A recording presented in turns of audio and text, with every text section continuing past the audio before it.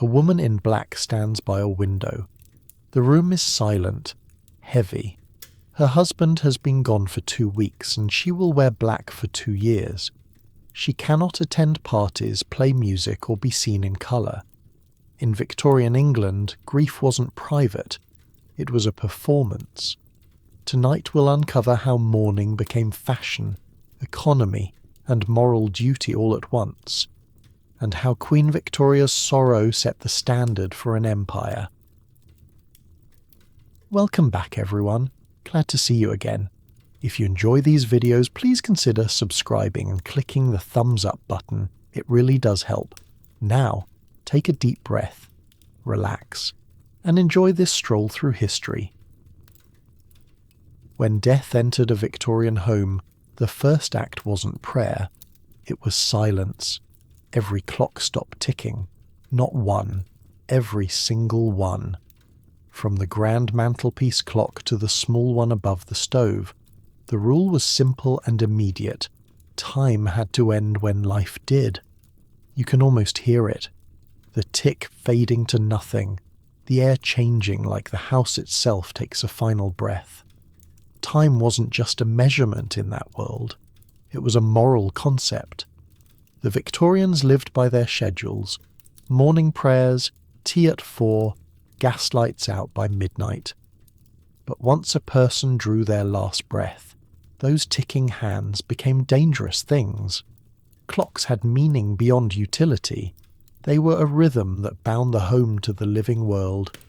Halting them was seen as both protection and respect. You weren't simply stopping a mechanism, you were pausing existence to let a soul pass safely through the unseen door. Victorian superstition was as organised as their etiquette manuals. The house might have appeared calm, black crepe ribbons tied neatly to door handles, curtains drawn, but beneath that order was deep superstition wrapped in reason. They feared that a ticking clock might trap the departing spirit, keeping it circling through the hours it once measured, unable to leave. In a culture that prized discipline, there was a particular terror in the thought of a soul bound forever to time's machinery. You could say this fear was equal parts science and folklore. Christianity told them the soul was bound for heaven. Folklore whispered that it could linger, confused by the noise of the living world. The solution was ritual silence. Stopping the clocks became a boundary, a way of saying, "You may go now. We won't pull you back with our ticking seconds." Every clock marked the exact moment of passing. Families in both townhouses and tiny cottages did this the same way, whether they owned a golden timepiece from a London jeweller or a cheap tin clock bought from a street market. Class didn't protect anyone from death, and this act united them all under the same strange logic. The hour of death froze the household, a timestamp etched into both machine and memory. Even when the undertaker arrived, he would know to reset time only after the funeral rites had ended. It was a pause within life's machinery, a liminal gap between two worlds. You can almost hear that stillness. The parlour muffled from daylight, curtains closed to keep out the noise of the street. The air feels denser, like the ticking had been keeping everything moving, and now the room itself can barely breathe. In that hush, conversation drops to murmurs. A servant moves carefully, her shoes muted against worn floorboards. The family sits nearby, faces drawn, waiting for whatever comes next. Time, for now, belongs to no one. Stopping the clocks was no isolated oddity. It was part of an entire structure of mourning behaviour that managed chaos through ritual. Without it, there was nothing to separate everyday living from the death invading the home. This was a culture desperate to find order in mortality. Disease struck fast. Medicine couldn't always explain why. Children died, neighbours vanished, epidemics rolled through cities stained with coal. So when science failed, superstition filled the gap. The clock stopping wasn't simply sentimental, It made death feel contained, predictable, and properly acknowledged. Some accounts mention families marking the stopped hour in small notebooks, as though noting the moment gave shape to what had just happened. For people living in a world where the average lifespan barely reached 40, this was a kind of record-keeping that mattered. Official time, from railway schedules to factory whistles, represented progress and control, the empire's proud tick toward modernity. To halt it was to reclaim personal time from an impersonal world. Even the church accepted this layering of belief. Christian clergy rarely opposed these customs because they didn't necessarily contradict doctrine. The act of stilling the clocks echoed the notion of Sabbath rest, a time outside time. When priests blessed the home or prayed over the body, they entered a space that had already been sanctified by silence.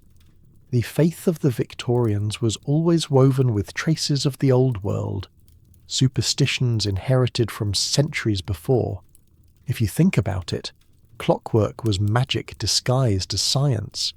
Gears moved teeth, springs unwound, hands circled endlessly.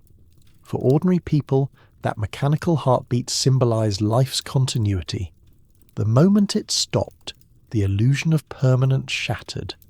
So stopping every clock wasn't as much rebellion against death as recognition of it. A way of saying, everything has halted, and we see it. Of course, it also served a practical confirmation. The time of death mattered for legal reasons and inheritance. Doctors, when present, would record it. Families without doctors relied on clocks as witnesses. One could argue that this fusion of faith, folklore and record-keeping was Victorian logic at its purest, spiritual meaning grounded in mundane precision. In poorer homes, some clocks never started again. Springs damaged, gears rusted, the silence lingered long after mourning ended. In grander homes, the servants would eventually restart them in unison once the undertaker carried the coffin out. It marked the household's return to the ordinary flow of hours. The resumption of ticking was like breath entering lungs again. But until that point, time was a forbidden sound. The symbolism went deeper. Stopping clocks allowed the soul to move forward unbound.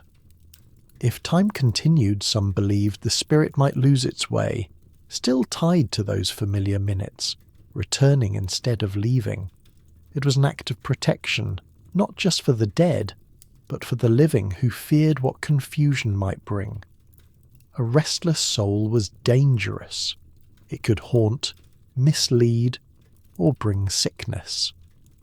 Halting time cleared the path, made the house a threshold, not a trap. This small, careful gesture, reaching up to stop the pendulum or wind down a key, became the household announcement that mourning had begun. It was the same action whether done by a widow in silk gloves or a miner's wife with soot on her fingers. Death had entered, and the house responded in kind. What began as superstition solidified into etiquette. Manuals advise servants to attend to clocks as one of their duties after a death. In some areas, neighbours would notice if a family failed to stop them and might whisper that the soul hadn't been properly released. The habit became moralised, another mark of respectability amid grief. Stopping all the clocks did more than show grief. It created sacred stillness. Time itself turned into a fragile boundary between two worlds. Within those quiet walls, death could depart peacefully, the living safe behind their paused hours. Only after the final prayers were said and the coffin left, the door would life's rhythm cautiously return. And when the clocks began their ticking once more, their sound carried a faint echo of what had just passed, a reminder that next time silence falls, another ritual waits. The veiling of mirrors, the curtains closed. Then every mirror vanished beneath a shroud of black cloth. If a mirror was too large to move, someone would tack fabric tightly across it, until not a single corner of glass showed. Even small framed mirrors used for shaving or dressing were handled the same way. Within an hour of death, every reflective surface in a Victorian home disappeared. The rule was universal. Just as the clocks had to stop, every mirror had to die, with the person who once looked into it. The superstition went deeper than simple respect. Victorians believed that mirrors didn't just show a body, they could show a soul. A reflection was never trusted. According to old European folklore that survived into their drawing rooms, mirrored glass could trap energy from whatever it caught. You looked long enough, and the mirror would hold on to a sliver of you. That sounded poetic when life was calm, but when death arrived, poetry turned to fear. If a spirit hesitated between the visible and the unseen, why risk giving it a doorway made of glass? In a house where a death occurred, people moved carefully around these silent witnesses. Servants hurried to cover parlour mirrors first, followed by bedroom dressers and hallways. Some families even draped picture frames with glass fronts, afraid that any reflective shine might confuse the moving soul. The fear wasn't only about trapping the departed. There was the other possibility. The reflection might not belong to the living anymore. Stories circulated about relatives catching a glimpse of their dead loved one standing beside them in the mirror, mouth parted as if still trying to speak. This practice wasn't limited to any one class. Middle-class townhouses in London followed the same routine as cottages on the moors. Death blurred those boundaries. A black sheet across a mirror could be found anywhere because superstition was free. It cost nothing but faith and fear. For some, the habit came from the heart. For others, it was duty. You covered the mirrors because you were supposed to, because your mother did, and her mother before her. Breaking the sequence invited misfortune. The blend of Christianity and older folklore made the tradition feel inevitable. Priests focused on the soul's journey to heaven, but older generations still carried whispers of folk magic. The idea that reflective glass was a thin membrane between worlds. When the soul left the body, that line could become dangerously thin. Blocking the mirrors was like closing a window during a storm. It protected everyone inside until the air cleared. There was also a quieter reason, unspoken but practical. Without mirrors, focus turned away from appearances. Victorian mourning demanded control over emotion and presentation, but in those first hours, no one wanted to confront their own face. A reflection at that time might look alien, eyes raw, skin pale, life reduced. To see that version of yourself could be shattering. The veils saved the living from seeing their own grief staring back. In a literal sense, darkness was mercy. Eyewitness accounts from the period describe rooms transformed almost instantly once the veiling began. A faint gleam from polished furniture dulled under fabric. What had been a bright drawing room turned into a muted chamber of shadows. Visitors entering to pay respects stepped into this altered world, dim, still, and solemn. Even the walls felt closer. Curtains drawn, clocks silent, mirrors hidden. It was as if the house refused to acknowledge daylight until the dead departed. Covering mirrors was visual shorthand for death. Neighbours seeing these shrouds through a window knew to tread lightly, to speak more softly. The home itself became part of the public statement of the mourning. Black crape stretched across door knockers, mirrors obscured, the smell of lilies beginning to drift through the hall. It told the street that grief lived here now. The association between mirrors and the supernatural ran deep in the Victorian imagination. Spiritualism was booming. Seances were fashionable in drawing rooms. Newspapers printed accounts of mirror apparitions, reflections that moved before the viewer did. So when real death entered the home, people treated mirrors the way they might treat an open flame, something beautiful but capable of harm. In this dimmed world, even the smallest reflection became suspect. A teaspoon shining on a table, a decorative glass on the mantel, anything that might catch and hold an image was turned face down or roughened with cloth. It sounds extreme, but grief often drives rule-making. The more unexplainable death was, the more rules people invented to manage it. For many, covering mirrors also echoed biblical humility. To look upon one's own reflection during mourning was seen as vanity, a sin against the solemnity reserved for the dead.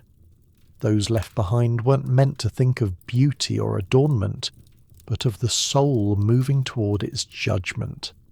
The darkened glass served as both spiritual safeguard and moral reminder. Even children were told to keep away from uncovered mirrors, warned that staring too long might pull them after the spirit. Folktales said new widows could see omens if they looked by accident, faint shapes moving inside the veil, warning them of another death soon to come. Rational minds might have dismissed such stories, but grief doesn't obey logic. In those tender hours, superstition offered comfort disguised as control. When viewed from our own time, the act looks theatrical, maybe excessive. But within that culture it was about containment. The Victorians understood mourning as a physical condition that filled a space. By removing light and reflection, they limited its spread, containing sorrow within defined boundaries. The black fabric worked like a lid on boiling water, holding things still until they cooled. Every household had its variations. Some used lace instead of plain cloth. Others insisted on deep velvet. Those who could afford it bought designated mourning veils just for mirrors, embroidered discreetly with crosses or vines. Poorer families made do with coats, towels, whatever they had. What mattered wasn't the material, it was the message. Death had been acknowledged, and the space had been sealed until the spirit passed safely through. Religious leaders rarely condemned the habit because it did not directly conflict with doctrine. As long as prayers were said and the priest's rites followed, no harm was seen in adding layers of protection. Covering mirrors became another way of bridging the gap between faith and fear, between the promise of heaven and the human anxiety of what might linger. After the funeral, when the coffin finally left the home, the veils came down. Some families waited a day longer just to be certain the spirit had no reason to return. When the cloths were removed, the mirrors often looked different. Dust from the fabric rimmed the edges. Light seemed sharper, almost intrusive.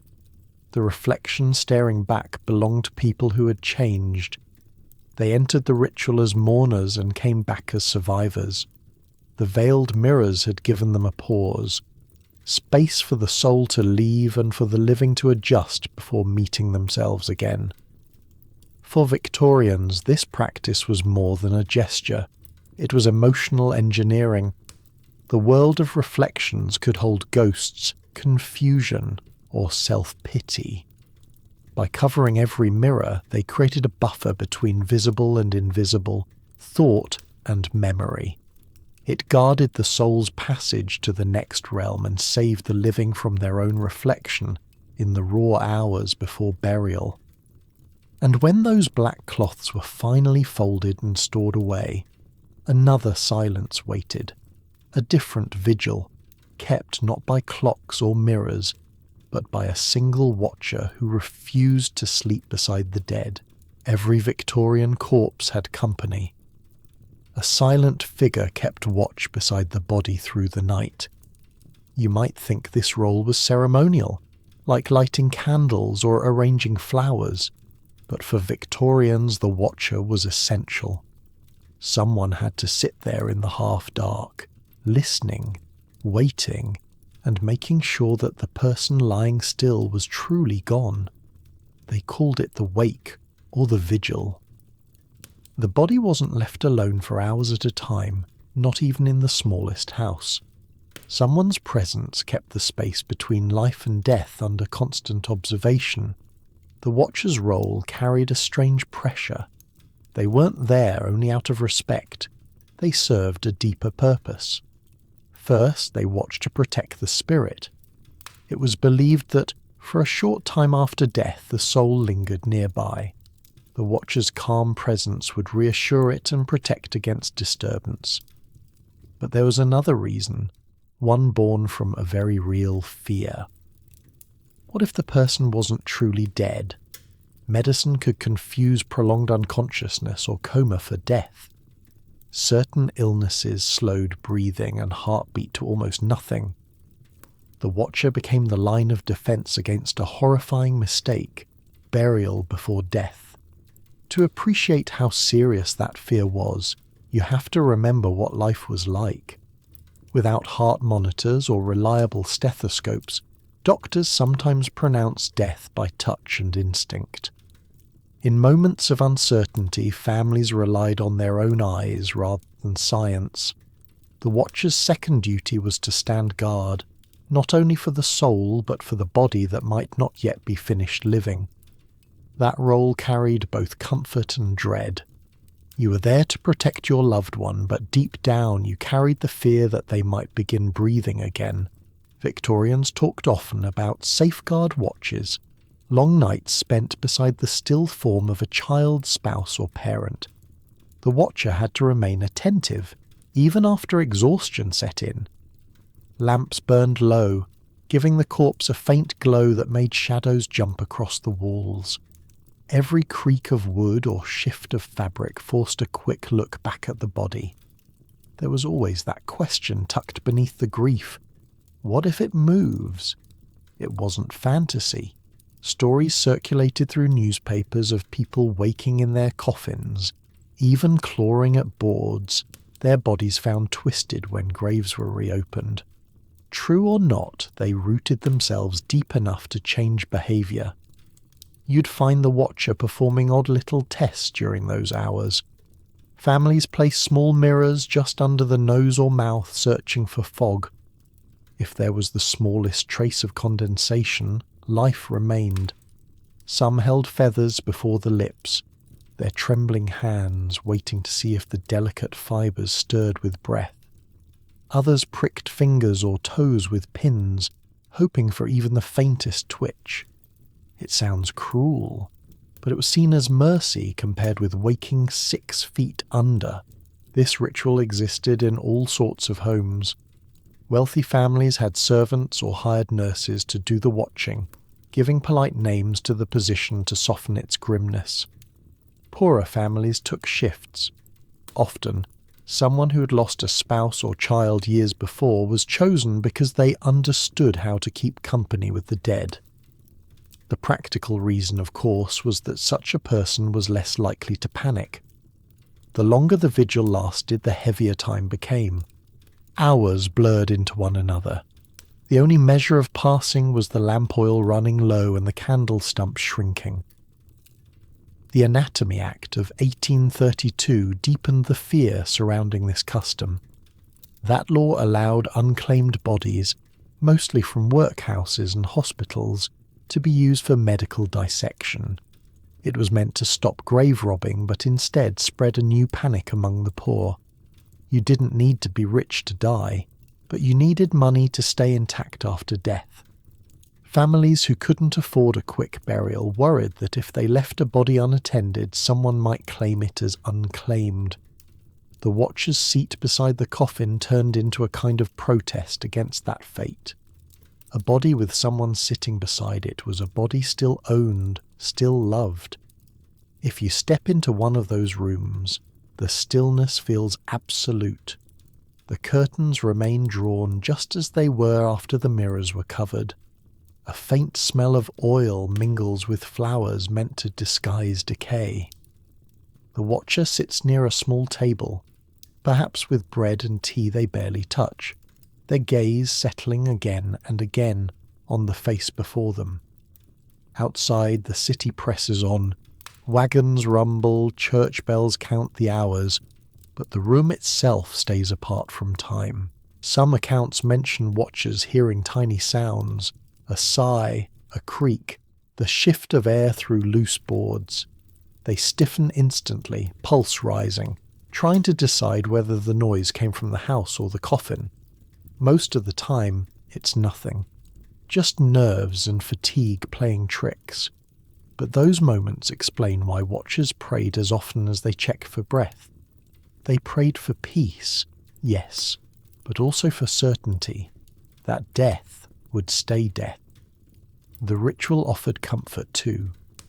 Sitting close to the body allowed one last conversation, a few final words never spoken aloud. Some watchers treated the night as shared time, whispering stories or silent confessions. Grief needed somewhere to go, and the dim light made speaking easier than daylight ever could. The act of keeping vigil wrapped sorrow in duty, turning chaos into purpose. While the watcher sat, nothing unexpected could happen. Death had boundaries and a guard at the door. Mourning was both relief and reckoning. If the body remained lifeless when the first light filtered through the curtains, the family could exhale and begin formal preparations, washing, dressing, and laying out the deceased for visitors. For a society obsessed with order, the watcher's confirmation provided closure. Their testimony meant no mistake had been made. Everyone could trust that burial would be final. And yet, behind that relief, there was another feeling. Unease. The watcher's presence symbolized both faith and fear. As long as someone sat beside the dead, the living world felt suspended, balanced by candlelight and silence. The watcher guaranteed that no soul would lose its way, no body would be stolen or buried alive. Death was a negotiation, not an event. When the vigil finally ended, the house seemed to notice, breathing again, the air lighter but still cautious. The soul was safe, confirmed, and the long night gave way to mourning that filled every hallway. That stillness would soon extend beyond one room, turning the entire house into a place that held its breath.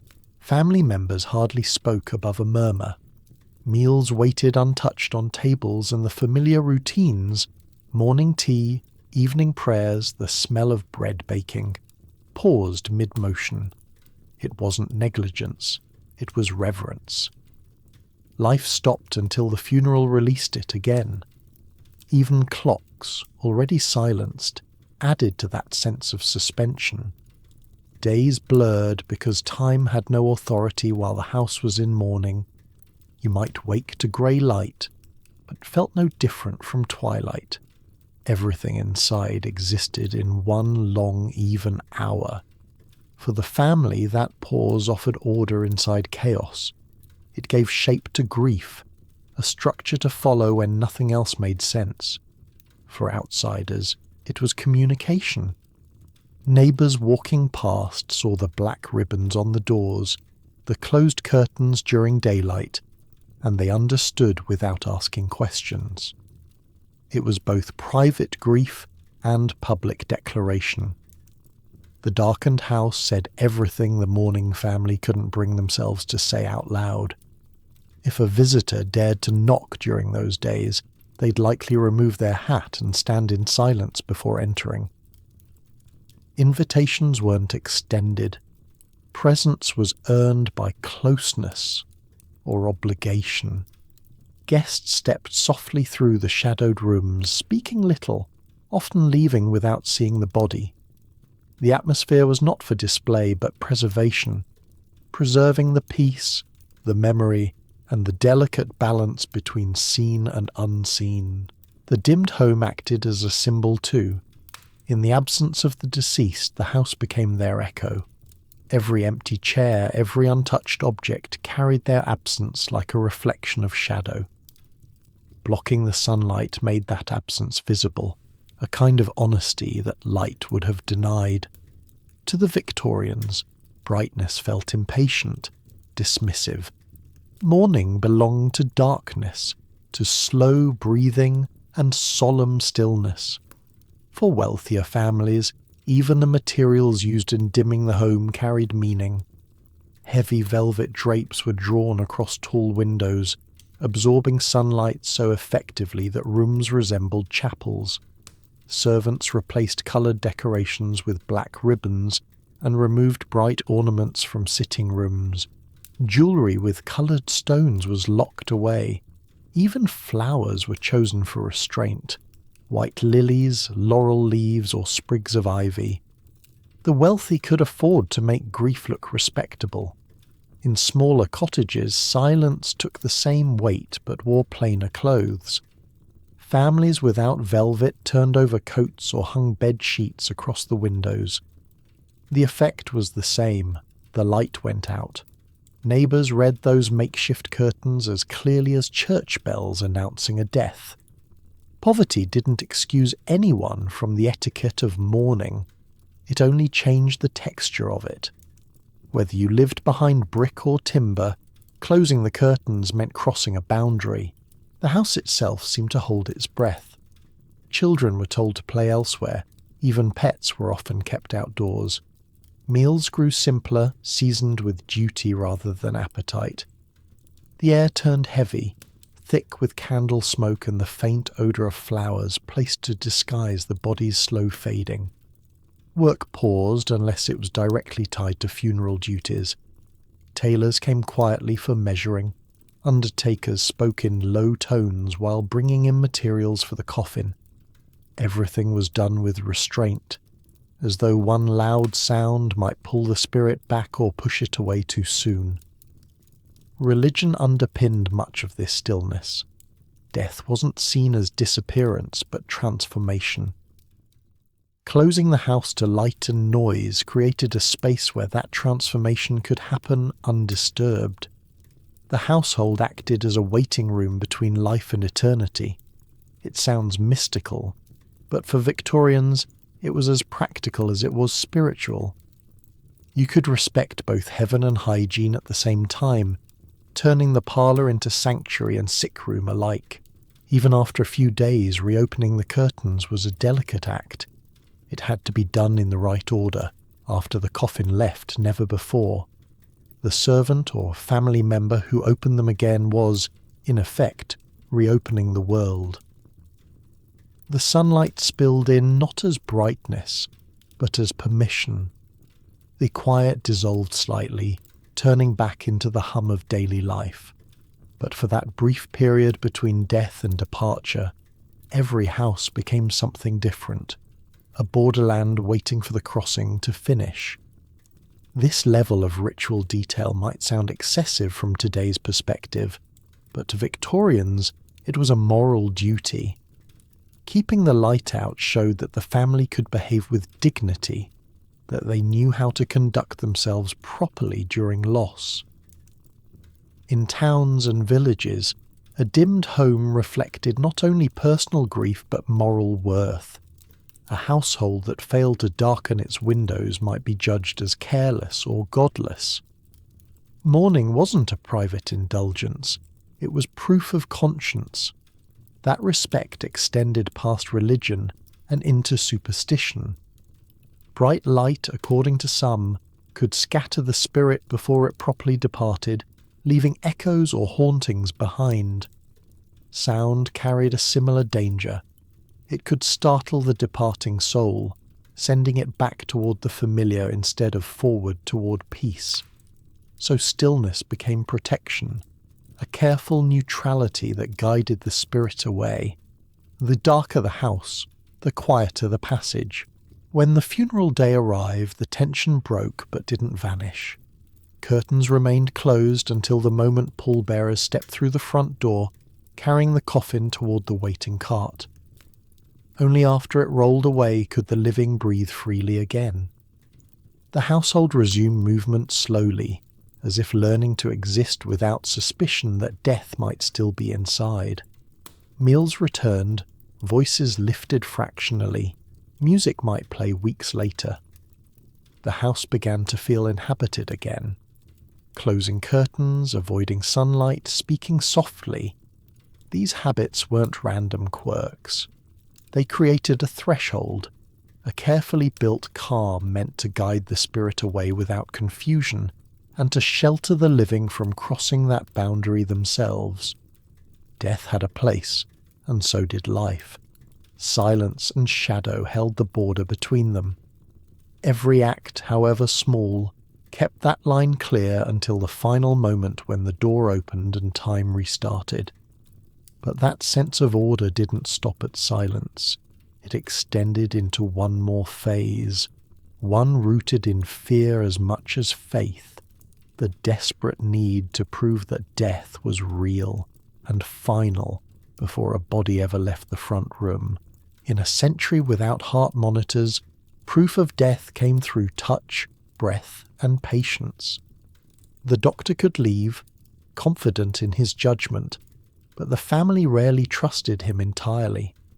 You would see them hover around the bed, waiting longer than reason suggested, afraid that the still body before them might move. In Victorian homes, the fear of being wrong about death wasn't strange. It was a daily possibility. Death came suddenly in that age, but not always completely. People fainted, drifted into comas, froze into shock after illness. Without machines to confirm anything, the line between life and death was a guess measured in silence. The fear wasn't only rooted in myth. Stories of premature burial spread through every newspaper and alley whisper. Coffins opened years later revealed scratch marks on the lid. Bones turned in unnatural positions, or so people claimed. True or not, they became part of the culture's inheritance. No one wanted to risk hearing a loved one's cries from beneath the earth. This fear was worse than death itself. It was humiliation and horror combined. People died, but they also came back, too late for help. Every family knew someone who swore they had seen it happen, so they developed habits that were both loving and morbid. When death struck, the watchers turned cautious scientists. They tested, checked, and waited. A mirror was placed near the nose or the parted lips, waiting for fog. A feather hovered close to the mouth. If it trembled, there was still life. Fingers were pricked with needles, hoping for a drop of blood or the smallest twitch. Some families even poured vinegar into the mouth or made sudden noises, not out of cruelty but desperation. The best outcome was disappointment. No breath, no movement, no false alarm. Only then could grief fully begin. These weren't superstitions born in ignorance. They were acts of prevention in a time when science was uncertain. Doctors argued endlessly over what defined death. Some insisted that a stopped heart decided it. Others looked for clouding of the eyes or waxy skin. Germ theory was still new, and the idea of bacteria had barely entered public knowledge. There were moments when a doctor's verdict turned out wrong, and those stories became cautionary tales. Newspapers published accounts of people waking on dissection tables under the cool stare of medical students. The Anatomy Act of 1832, which allowed unclaimed bodies to be used for dissection, made the fear far more real. For the poor, death diagnosis carried huge stakes. Misjudge it, and your family might lose your body to the teaching halls of surgeons, carved for education before you'd stopped breathing for good. Rich families could afford longer vigils and confirmed tests. Poorer ones had to rely on time itself. A body would be left for 1 or 2 days, sometimes longer in colder weather, until decomposition gave undeniable proof. Refrigeration didn't exist, so waiting carried its own discomfort. Decay meant certainty, a tragic trade-off. Peace of mind earned through smell and sight. Families covered bodies in cloth soaked with herbs, sitting close even as the air thickened. Grief was an endurance test, measured in hours of watching nothing happen. The obsession with proof spread beyond homes. The invention of the safety coffin turned terror into business. These contraptions came fitted with bells, flags, or air pipes, all connected to a string tied around the wrist of the person inside.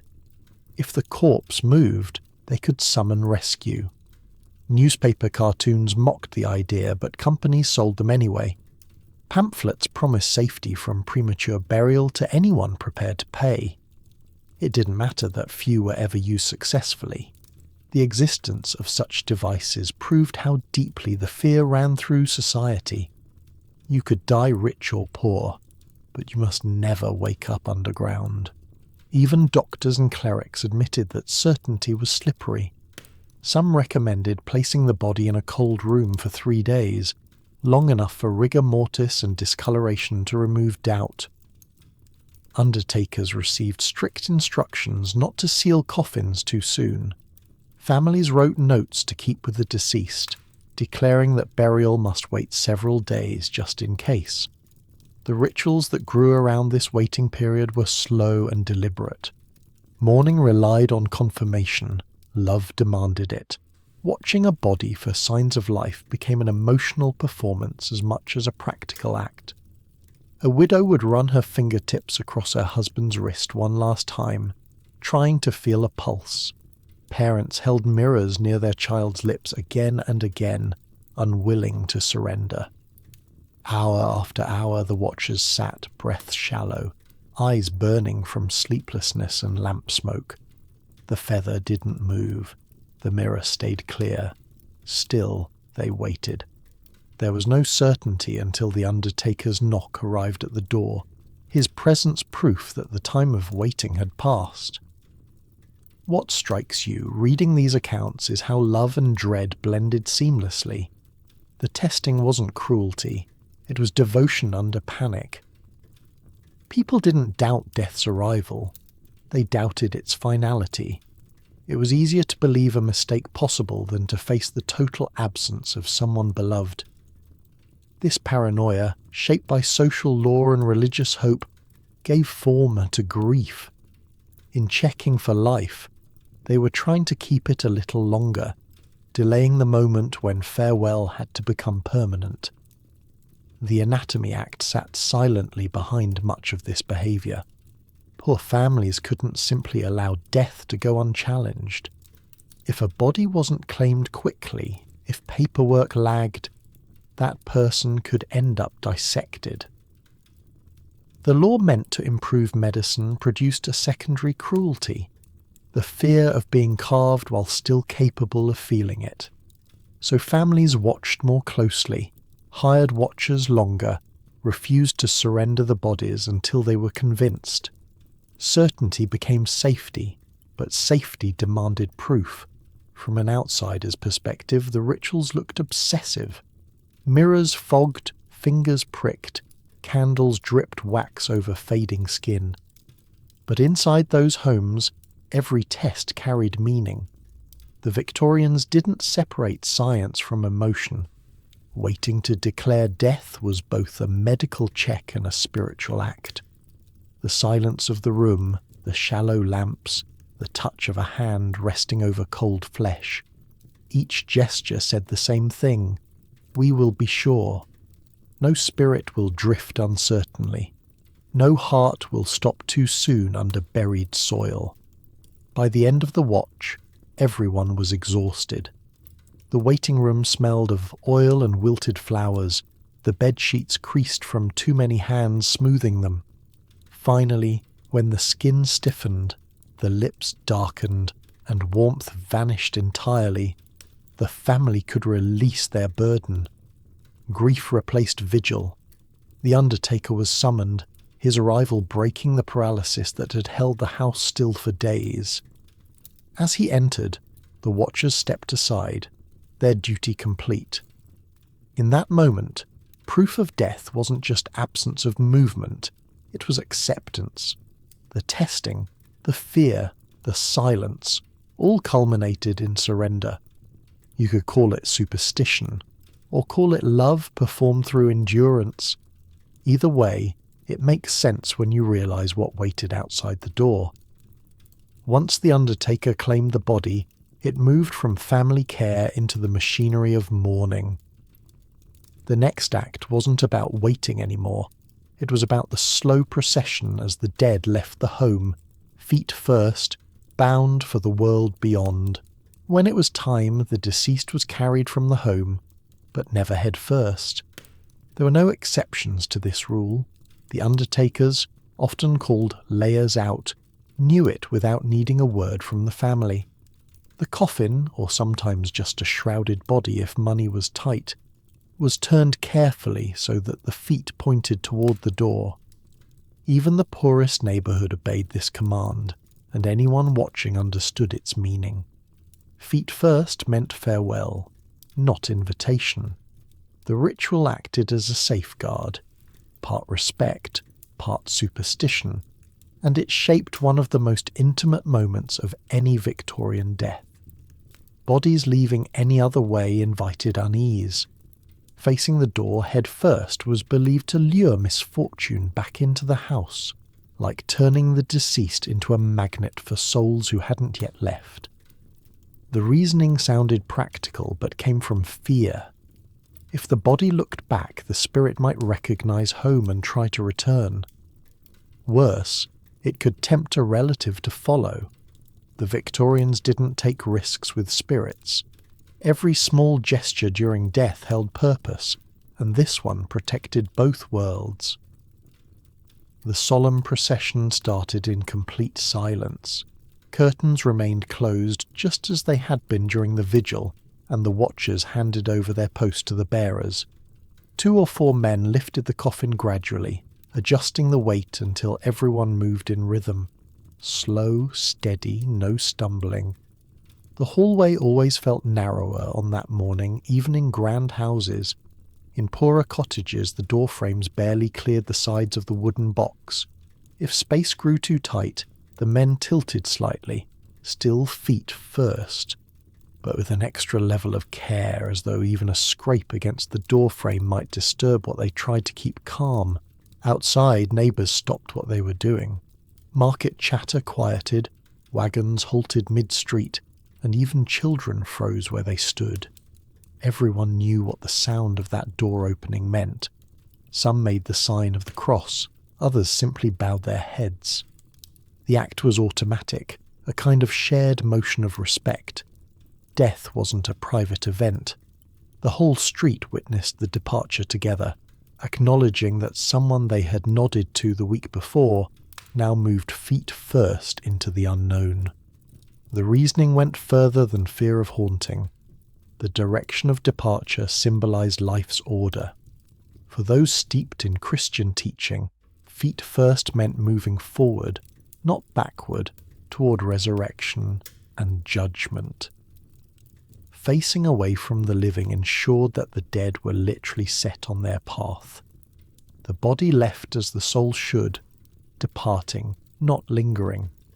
It served both theology and folklore perfectly, blending them so smoothly that few ever questioned it. Even in pauper burials where cost trimmed everything else, this rule survived untouched. Wooden coffins built from cheap pine still went out the same way. The undertakers might have no carriage, only their shoulders and a borrowed cloth to cover the form, yet they followed the same careful sequence. The poorest funeral could look threadbare, but this single act gave it dignity. In doing it properly, they held on to pride, proving that reverence required belief, not wealth. There's something striking about the precision of it. Moving a coffin feet first sounds simple, but inside a crowded Victorian home cluttered with furniture, it was careful choreography. Chairs were shifted, carpets rolled back, doors unlatched before the men even touched the handles. Some households removed thresholds altogether, afraid the coffin might catch and jolt. Others sprinkled salt near the door to purify the space once the body passed. These small tasks kept people busy, giving shape to their helplessness. Grief translated into duties, every movement a prayer hidden inside practicality. In larger townhouses, servants prepared the route hours before.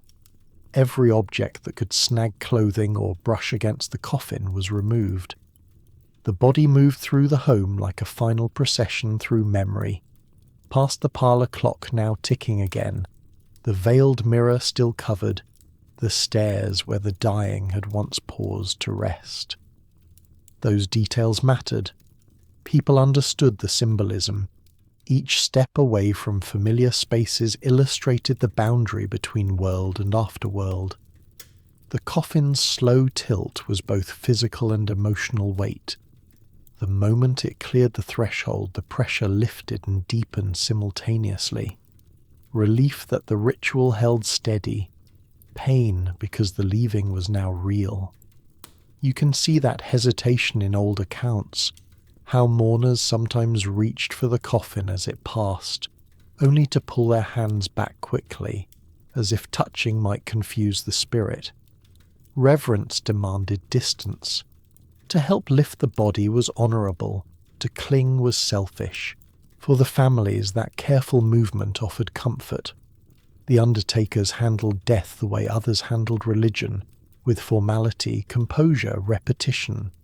Once carried outside, the home itself could change breath again. The air, sealed and heavy through the nights of watching, began to circulate. Some families opened a window or cracked the front door wide so the departing spirit might find the same exit. Only then did they untie the ribbons or remove the black cloths from the mirrors. Sequence mattered. Spirits needed clear direction, and mistakes risked lingering shadows. This feet-first passage appeared in almost every written guide to Victorian mourning. Manuals printed for undertakers contained no debate about it. They simply listed it as proper order. What looks like superstition now was, to them, etiquette as holy as prayer.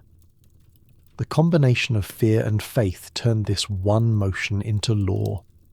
Governments enforced very little about death rituals, but social expectation handled it better than any statute.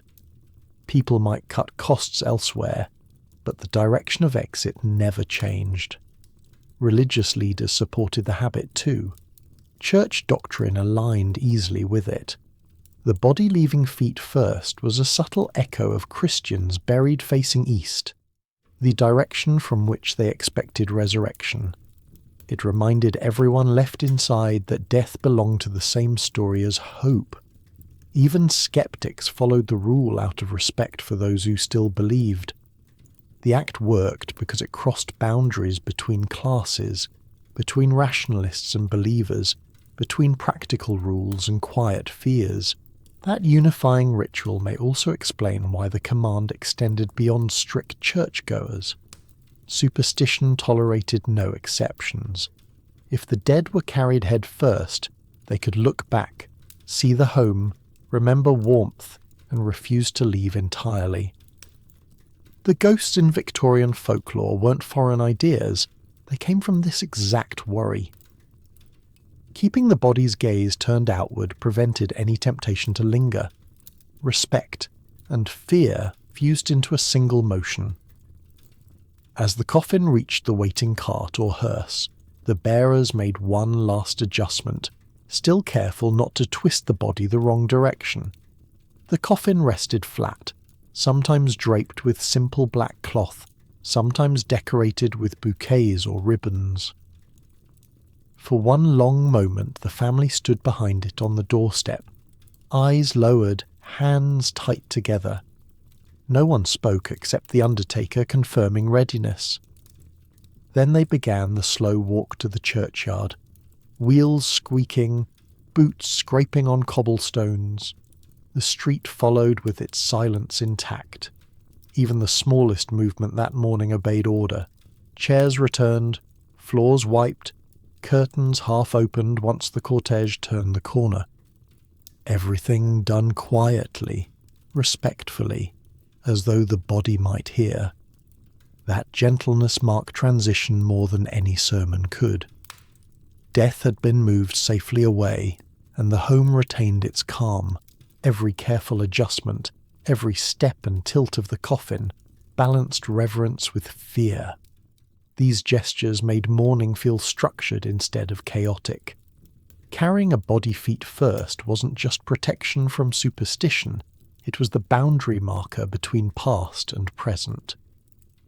When those men reached the threshold and shifted the weight one last time, the home crossed back into life, and the world outside prepared for the next phase. And beyond those walls, waiting in the pale daylight, the funeral procession began to form, turning private silence into public ritual. Once the home's doors opened, death became a performance witnessed by the entire street. The silence that had wrapped itself round the house broke into motion as the coffin crossed the threshold. From that moment on, mourning wasn't private anymore. It was a show of respectability. Everyone on the block was watching. The smallest detail of what followed, from the shine of the hearse to the colour of gloves, spoke louder than any prayer. A funeral said as much about the family's reputation as it did about the person lying inside the coffin. Victorian funerals were public theatre, and people judged them the way they might judge a wedding today. Every element displayed class and moral standing. The wealthy treated death like a final opportunity to prove dignity. The hearse gleamed black, trimmed with silver or gold plating. Horses wore black plumes shaped like flames or feathers, drivers dressed in mourning coats that brushed the ground. Crowds often gathered just to see who could afford the grandest farewell, staring quietly as the procession passed. For the middle and upper classes, such processions confirmed social position, even as grief unfolded. A family's sadness still had to look proper, performed according to rule. The more elaborate the hearse and attire, the more dignity the family claimed.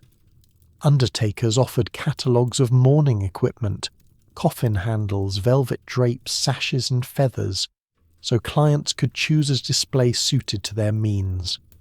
Men wore black suits with gloves and armbands. Women vanished under layers of bombazine and veiling, the cloth so heavy it muted every gesture.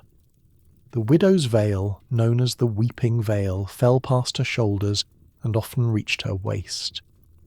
Every step behind the procession reminded onlookers how long she was expected to live within mourning itself.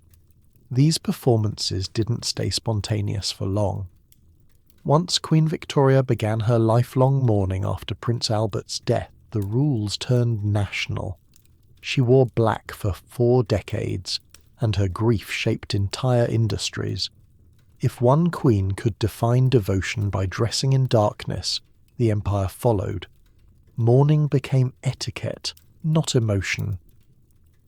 The fashion world responded with manuals explaining how long each stage of loss should last. Deepest mourning, second mourning, half mourning. Colour returned only in small steps. Grey, lilac, mauve, as if life itself had to rehearse coming back. For widows, jewellery rules were equally strict. Jet, made from fossilised wood, became the only acceptable ornament. It glinted faintly under cloudy skies, a kind of luxury that never betrayed brightness. Pearls were permitted too, their pale finish symbolising tears.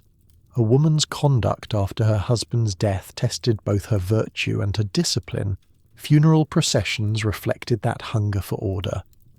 Whether on London streets or village lanes, they shared a striking resemblance. You could trace social rank by counting how many carriages followed the hearse. 1 for a tradesman, 5 for a banker, 10 for a lord. Horses were clipped, hooves polished, plumes shining in deep black dye. Velvet drapes hung over carriage edges, their folds trembling slightly as wheels struck cobblestones. By the time the churchyard appeared, the sight resembled a parade of sorrow built to impress the living as much as to honour the dead. For those with limited means, imitation still mattered. Working families spent weeks calculating how to manage a decent funeral without falling into debt. Burial clubs filled that need. They worked like early insurance schemes, collecting small weekly payments so a family wouldn't face humiliation at the end. A pauper's burial carried the ultimate disgrace. No procession, no carriage, no flowers, just a plain box in a communal grave. Joining a burial club meant avoiding that shame. It turned death into an installment plan, and the weekly payment became a ticket to dignity. People spoke of it openly, the same way others might discuss saving for a wedding or new coat. The cost of looking respectable could eat half a year's wages, but no one risked looking careless before God or gossip. Still, difference marked every street. Wealth bought grandeur and permanence, poverty bought modest display and silence. The rich raised marble angels, entire mausoleums lined with wrought iron. Families visited those monuments like shrines to inheritance. The poor, when they could, paid extra for a headstone instead of a wooden marker, a small investment against being forgotten. In both cases, the act wasn't purely about faith, it was about public memory. The dead were judged through what they left behind, and the living measured themselves through what they could afford to show. The processions didn't belong entirely to the mourners either. Streets filled with neighbours, co-workers, and even strangers who joined without invitation. Following behind the hearse symbolised moral solidarity, proof that the community valued virtue enough to walk beside loss.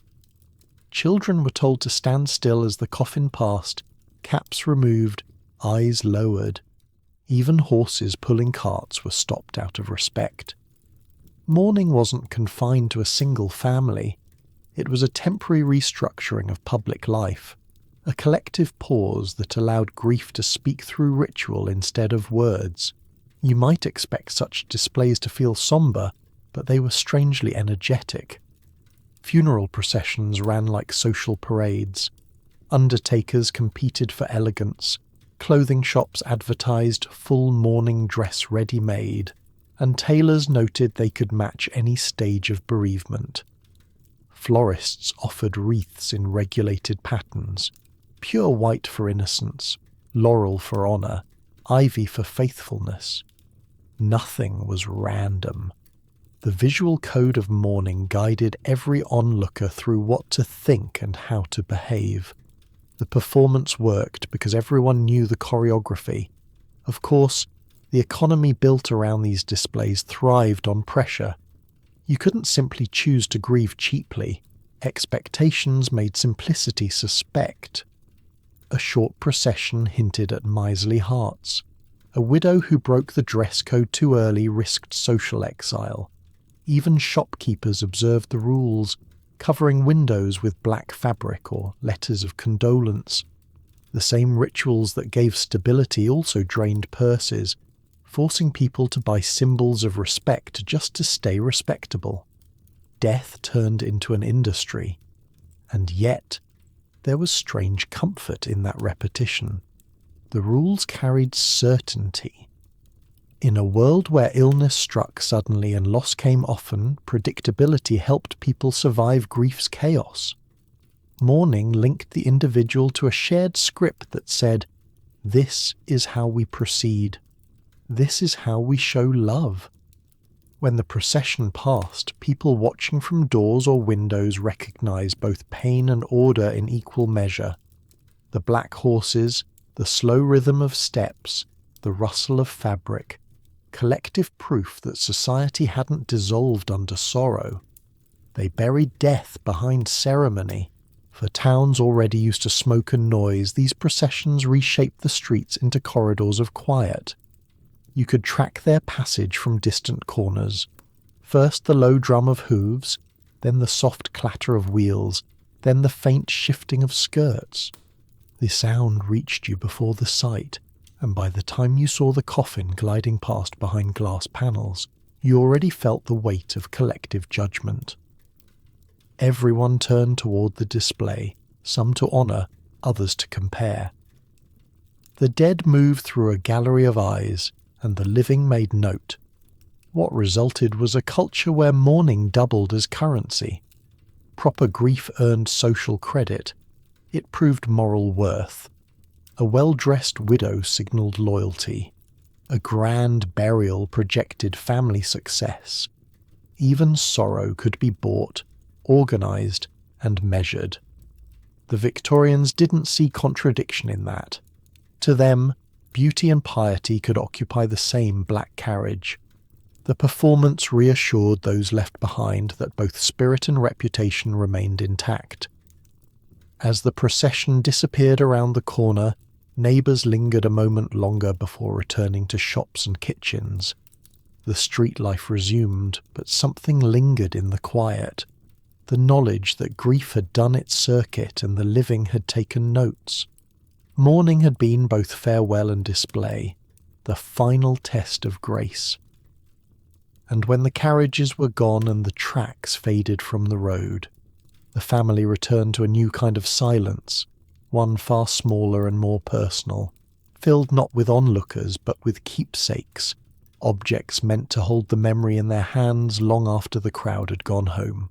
Long after the funeral, pieces of the dead remained, woven, polished, preserved. You might think the black clothing and processions were enough, but for Victorians, grief didn't end when the coffin left the street. It continued through their fingertips.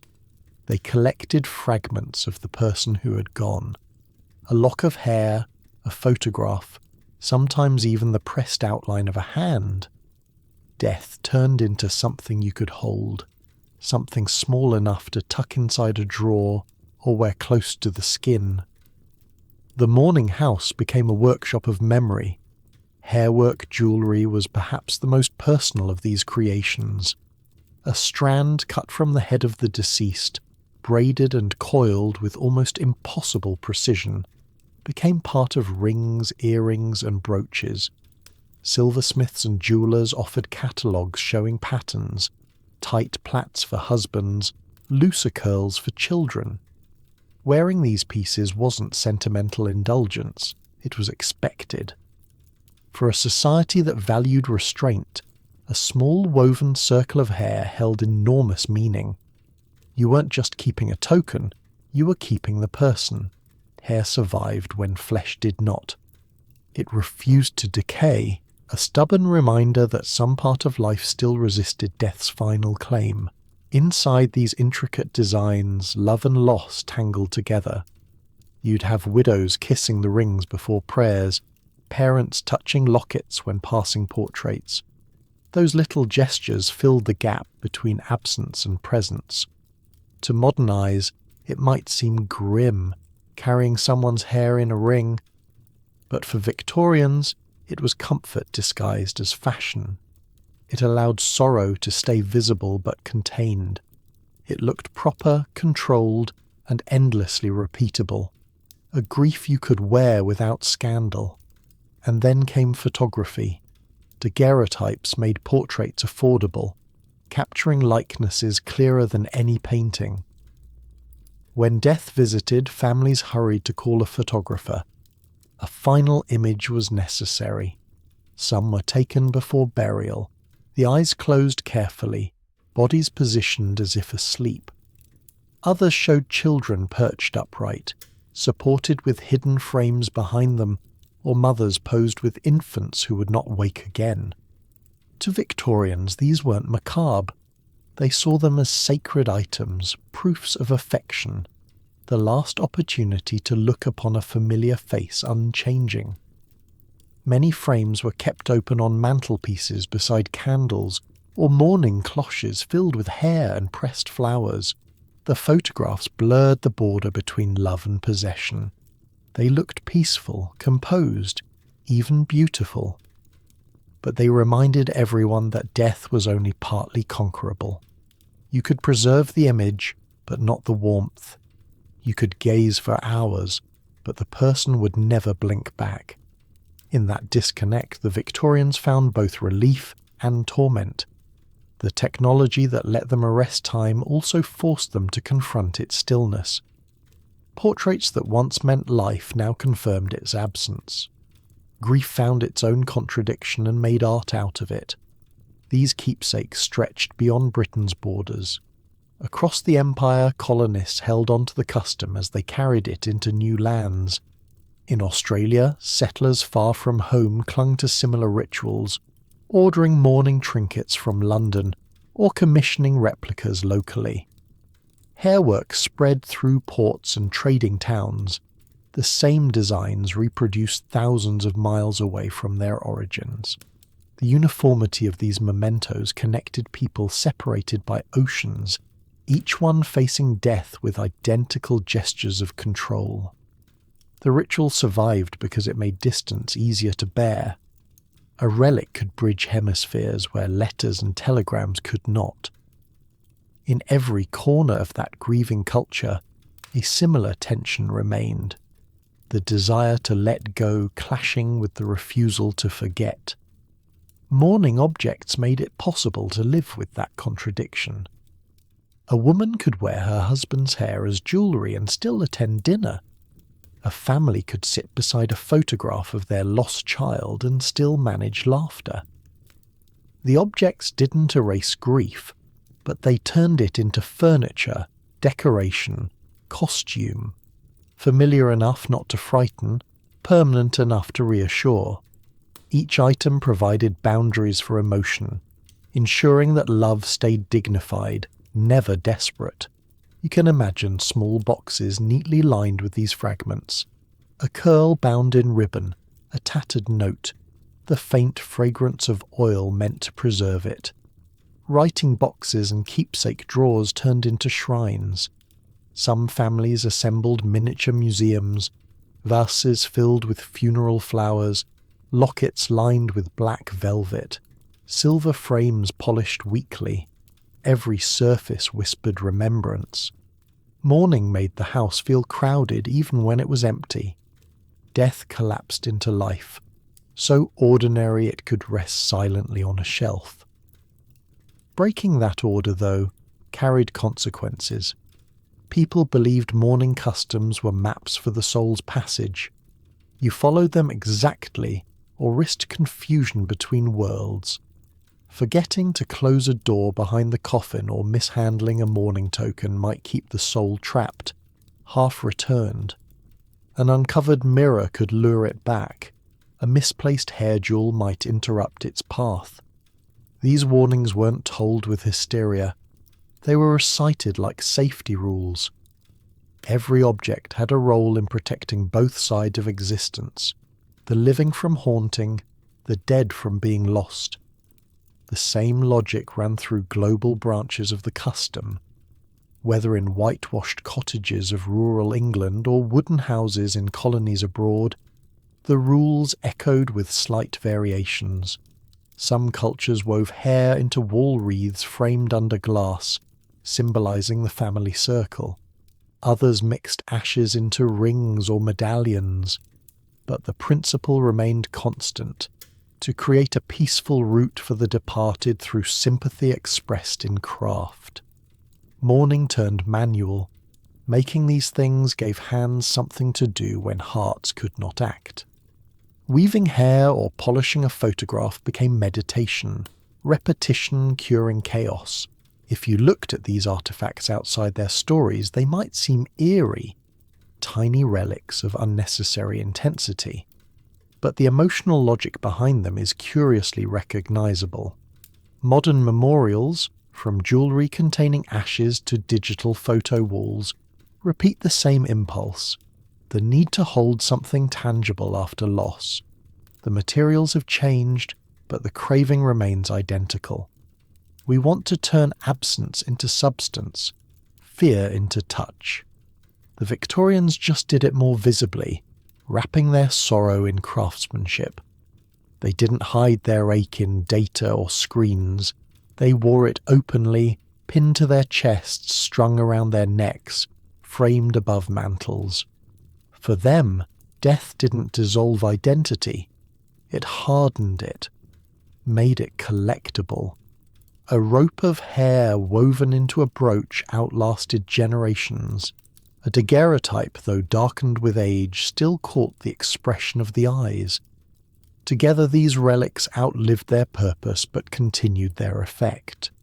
They kept time paused in small, respectable doses. The possession of such objects wasn't disturbing, it was domestic. Death became part of the decor, a quiet guest within reach. In these tiny monuments you can sense both reverence and fear. Reverence for the soul that had gone ahead, fear that a single breach of custom might blur the path between realms. They handled these objects gently, whispering prayers while locking drawers, closing lids just softly enough not to wake a spirit confused about where to rest. The care itself was faith, a belief that grief, done properly, could guide a soul safely through invisible corridors toward peace. Each keepsake told the same story through different forms: hair twisted in gold wire, faces frozen in polished silver, initials carved into bone or jet. They were small proofs that love could survive etiquette, that memory could outlast both rot and rumour. And long after morning's formal black gave way to pale lavender, these relics lingered quietly, hidden in drawers, waiting for light thick with dust to find them again. Because rule might loosen, fashions fade. But for Victorians living under mortality's constant shadow, ritual was the only bridge between the world that departed and the one that refused to forget. And through that bridge, comfort flickered, brief, fragile, but impossible to give up. In Victorian life, death wasn't an interruption. It was a neighbour who never moved away. Every curtain drawn, clock stopped, or mirror veiled showed how fully they lived beside it. They needed proof, rituals and order to make sense of endings. Today we trust doctors instead of watchers, but the hunger for certainty hasn't changed. We still reach for photos, playlists or keepsakes, trying to hold on and let go at once. Their black crepe has faded, yet the impulse behind it lingers. So what quiet customs will people remember us for when loss comes knocking next door? Thank you so much for listening, everyone.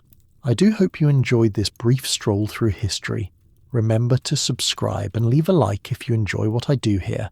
I bid you farewell and wish you a pleasant trip on your way to Dreamland.